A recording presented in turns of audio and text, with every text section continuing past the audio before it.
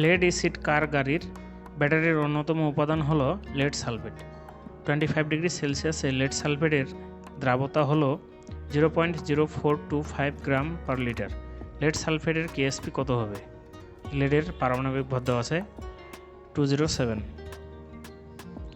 Lead sulphate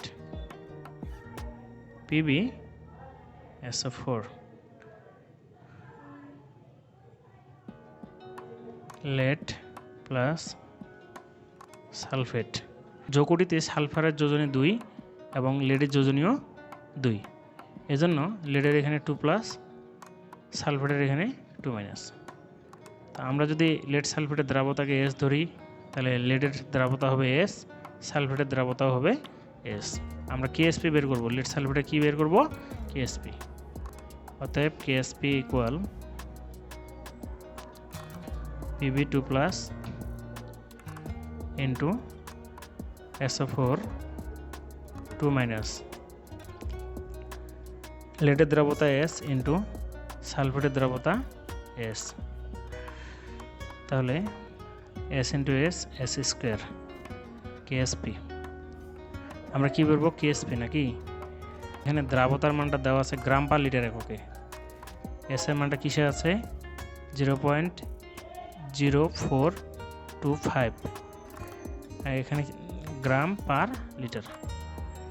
আমরা জানি N equal W/M। দেখো, আমরা যদি এবার গ্রামটাকে কি করি? মোলে প্রকাশ করি, তাহলে কি করব? আণবিক ভর দ্বারা এই মানটাকে ভাগ করব, তাহলে এটা হয়ে যাবে কি? তখন মোল হয়ে যাবে। গ্রামটা কি হয়ে যাবে? মোল। যেহেতু লেড সালফেটের দ্রাবতা দেওয়া আছে, এজন্য আমাদের এই মানটাকে লেড সালফেটের আণবিক ভর দিয়ে ভাগ করলে গ্রামটা কি হয়ে যাবে? মোল হয়ে যাবে।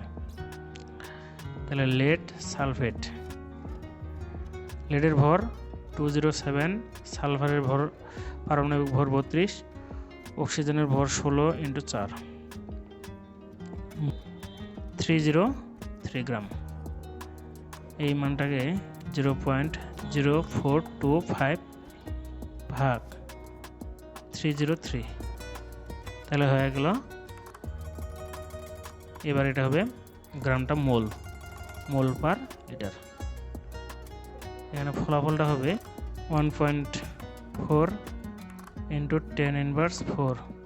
এই যে দ্রাবতার মানটা আমরা এখানে S এর জায়গায় বসাই দেব, 1.4 × 10⁻⁴। যেহেতু স্কোয়ার আছে এই জন্য স্কোয়ার।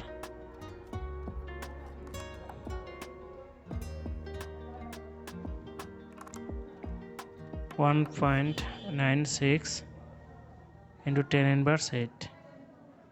এর উপর স্কোয়ার হয়েছে, এই জন্য এককের উপরও কি হয়ে যাবে? স্কোয়ার হয়ে যাবে। Mole square litre answer.